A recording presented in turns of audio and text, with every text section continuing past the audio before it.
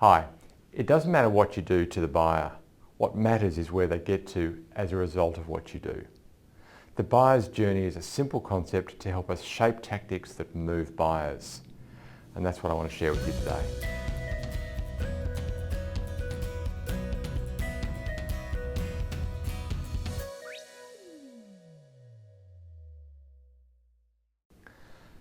When I coined the phrase in 2003 in the leaky funnel, I didn't think for a moment that I was inventing anything, and I wasn't.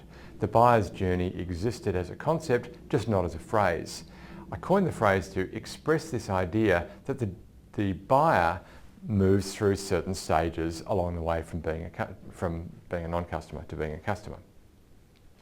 If that's the case, if that's a self-evident truth, then the logical conclusion, but not necessarily the thing that we do, is that all of our tactics should be to try to move the buyer from one stage to the next. I want to say that again. The buyer's journey is really simple. They go through certain stages. I don't even know who you are, I don't need anything, maybe I do, now I like yours. I'll outline that a bit more carefully in a moment. But if that's true, then what must also be true is that our tactics need to be shaped to help them move through that journey.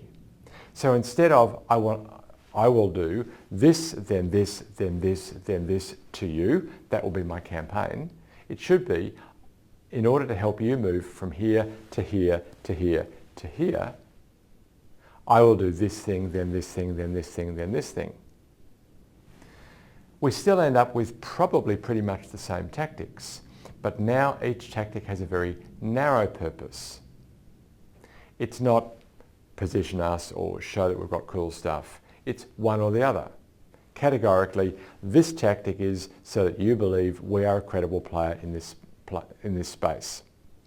Then I'll use this tactic to get you interested in the conversation. Then I'll use this tactic to help you realize that you have a gap worth fixing. Then I'll use this tactic to help you work out what you need to fix that gap. Then I'll use this tactic to present my offer, this tactic to gain preference for it, and this tactic to gain your decision.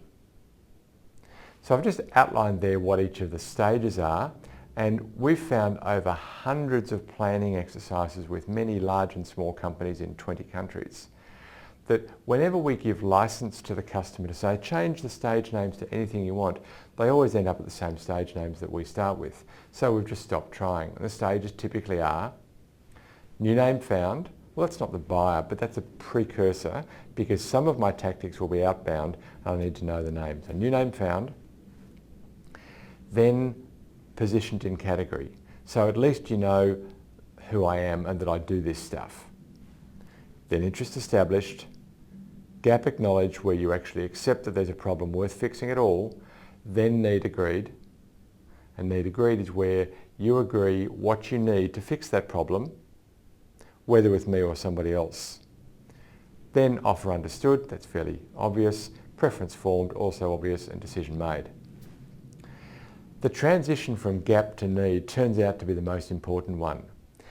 What's not the most important one is when I present my offer understood. That's not the most important stage.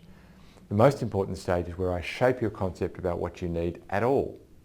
So gap acknowledged is where I get to have some influence over what you believe the problem is, and need agreed is where I have some influence over what you believe you need to fix that problem. And if I can do a great job of arguing the case there, then my product or service will sell itself.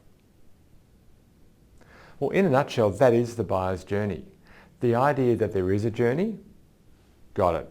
The idea that we probably need to reshape the CRM to not the sales stage, but buyer's journey stage is probably a self-evident thing, but not what we do typically. So I want to recommend that you do that. Change your sales stages to match your buyer's journey. I've got an article I'll link to in the show notes on that as well.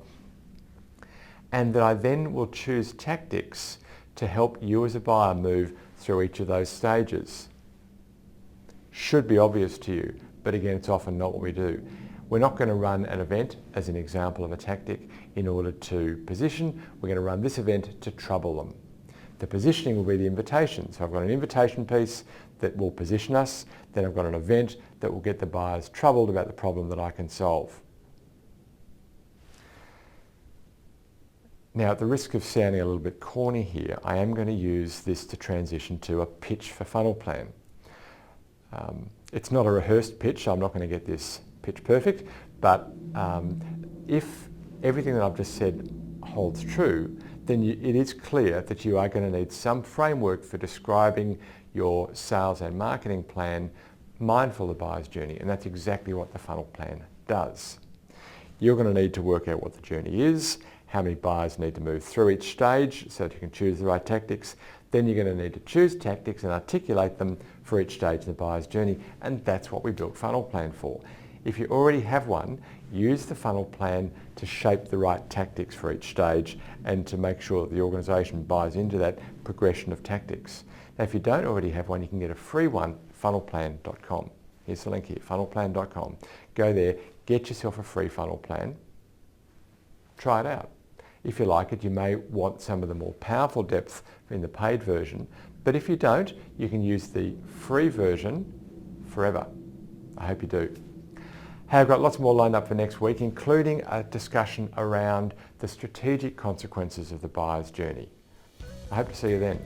Until then, may your funnel be full and always flowing.